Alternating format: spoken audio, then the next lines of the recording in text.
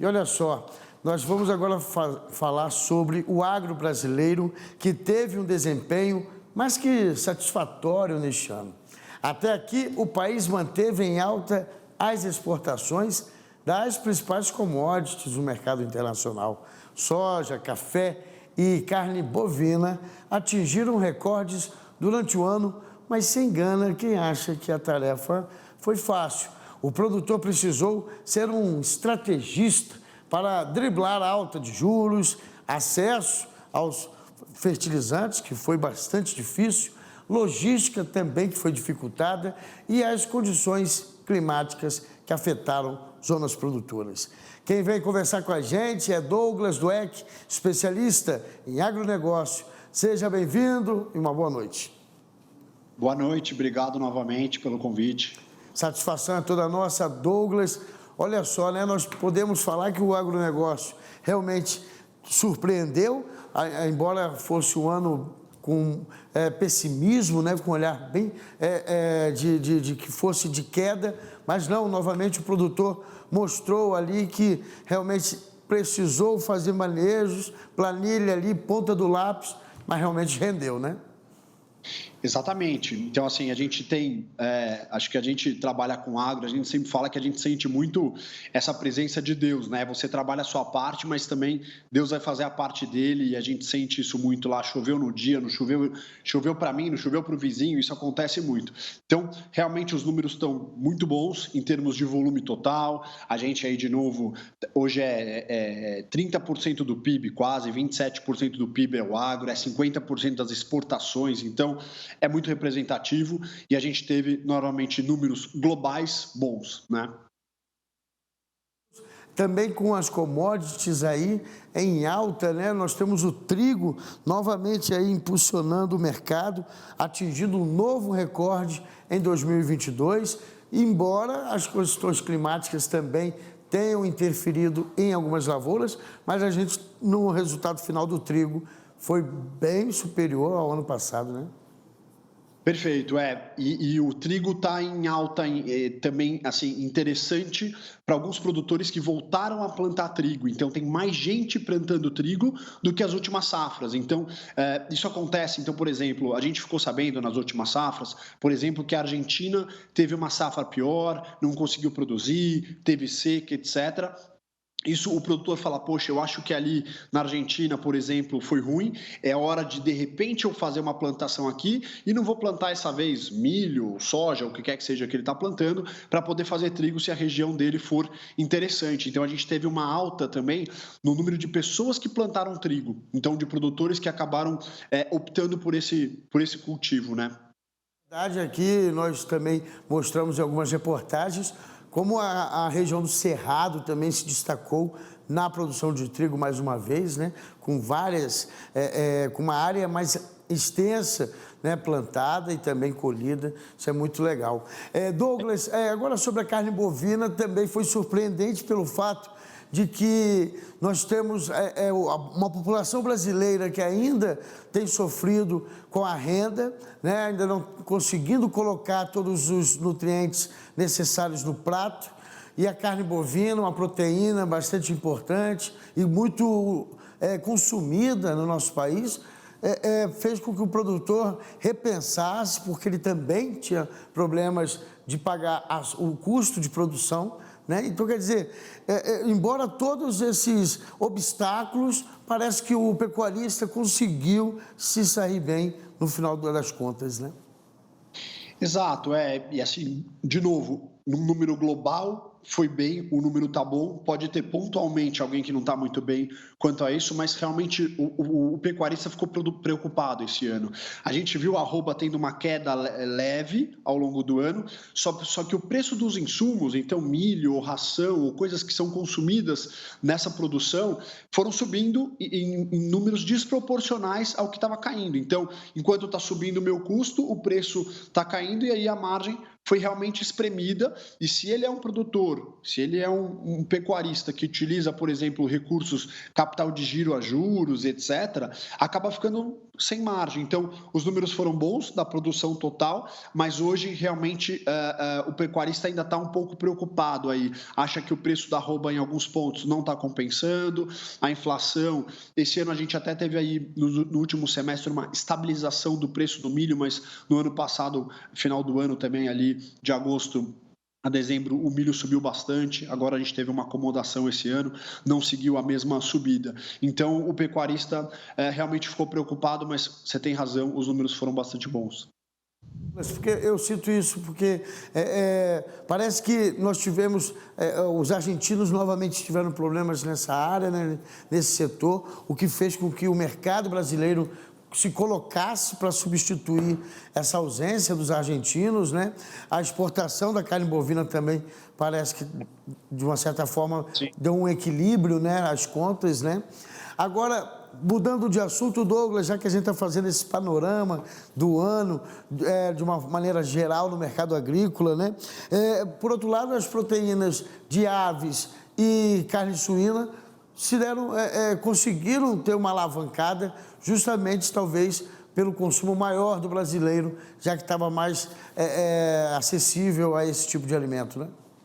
correto, é isso mesmo. Então, com a alta da inflação, e se você observar que o aumento da renda não está acompanhando o aumento do preço dos alimentos, então o brasileiro ou qualquer pessoa ia fazer essa ponderação. Se eu como carne 2, 3 vezes na semana, talvez eu vou acabar optando por carne suína, por carne de frango, e aí volta também. O produtor de frango também reclamava há algum tempo atrás que também não estava compensando e reclamando do preço dos insumos. Isso foi bastante discutido, né, entre a gente, assim, os economistas que focam no agro como a gente.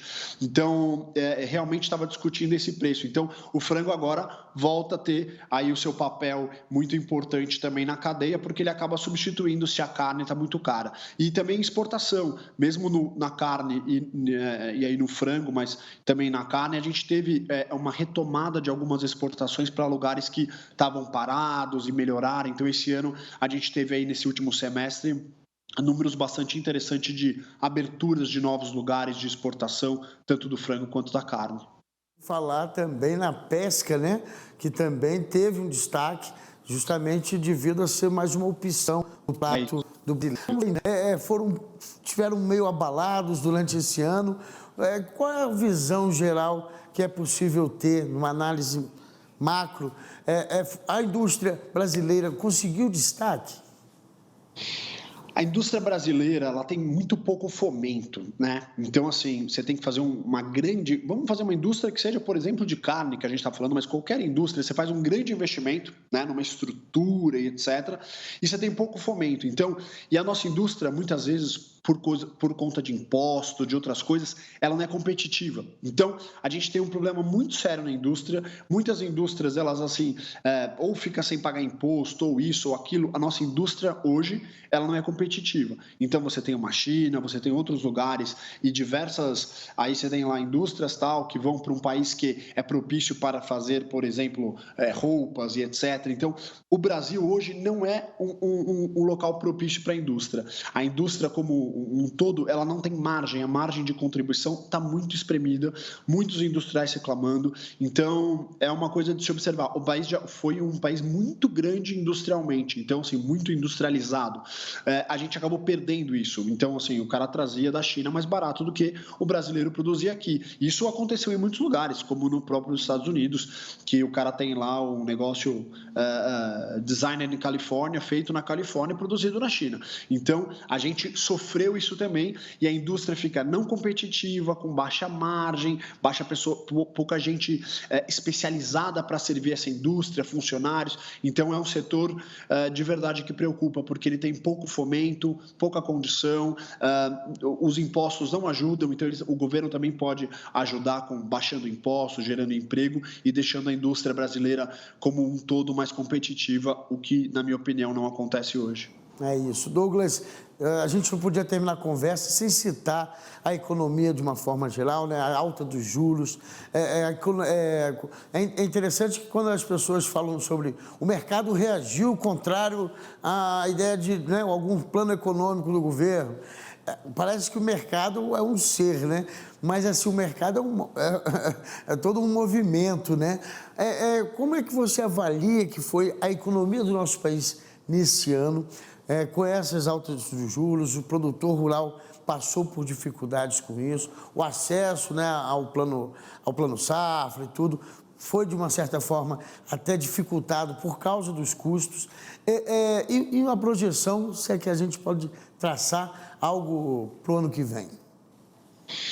Olha, se a gente for observar a economia no Brasil, com toda a dificuldade, a gente está saindo de uma pandemia, a gente teve guerra, a gente tem um monte de coisa, isso encostando no nosso agro ou não, mas de uma forma geral a economia foi muito bem. Então, assim, a gente não escuta um desemprego gigantesco, por mais que a gente tenha inflação, o juro subiu para poder conter essa inflação. Vamos dar uma observada aqui nos Estados Unidos, na Europa, a situação está muito pior. Então, eu acho que realmente, assim, o governo que estava, bom, ruim, tinha feito uma base interessante e a economia foi muito bem perto do que poderia acontecer. Se a gente fizer uma correlação com o passado, o Brasil estava sempre correlacionado. Então, os Estados Unidos ia mal, caía a bolsa lá, caía aqui. E ia mal a Europa, caía aqui. E a gente teve esse descolamento, a gente teve uma vida própria. Então, foi muito interessante isso, foi uma das primeiras vezes que acontece isso com o Brasil. A gente estava forte para poder enfrentar, independente dos outros. Então,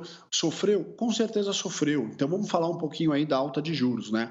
A alta de juros, a gente tinha mais ou menos, vamos dizer, maio, março do ano passado, um juros na casa de 2%, 3%. Hoje o juros está na casa de 13,75%. Fazendo uma proporção, 700% de aumento. Agora vamos fazer uma conta bem básica, bem de padaria. Eu sou produtor rural, eu planto lá 8 milhões de reais por ano, é o que eu invisto, para eu tentar tirar ali 9, 10 milhões de reais de produção, né? A gente gasta com os insumos, sementes, etc., óleo diesel e tudo, para poder tirar 10. Se a minha margem, se eu estou pegando esse dinheiro com juros, seja nos produtos, seja dinheiro, capital de giro num banco ou num fundo, e o meu juro saiu de 2, mais alguma coisa, sempre é 2, 3, 4, e foi ali para 16, 17% ao ano, a minha margem, que era aquele 10% do 8 milhões virando 9, 10, ela pode virar zero, ela pode consumir muito. Então, isso também serve para a indústria que a gente estava falando. Então, se eu sou uma indústria que eu preciso de dinheiro, que eu preciso de empréstimo, eu acabo tendo esse sofrimento e acaba que os juros vai consumir todos os recursos, toda a geração de riqueza dessa companhia. Então, os juros preocupa muito. Ele é necessário e foi necessário para poder parar a inflação. Ele desestimular as pessoas comprando enlouquecidamente, que aconteceu na pandemia, a caminhonete subiu, o carro subiu, tudo subindo.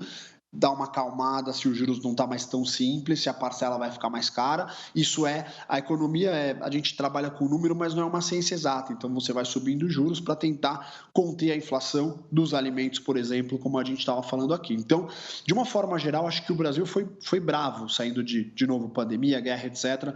Acho que foi bastante interessante. Para o ano que vem, a gente está, como você falou, o mercado parece um ser vivo, né? E o mercado financeiro e o mercado aí como um todo, está, vamos dizer, receoso. A gente não tem uma visão clara do que vai acontecer. O presidente Lula foi eleito sem ter um plano de governo. Acho que eu já falei isso aqui, inclusive, até aqui no AgroMais. Então, sem ter um plano de governo, para onde a gente vai? O que a gente vai fazer? Não é claro. E agora estão colocando ali ministros, cada um vai ter sua opinião.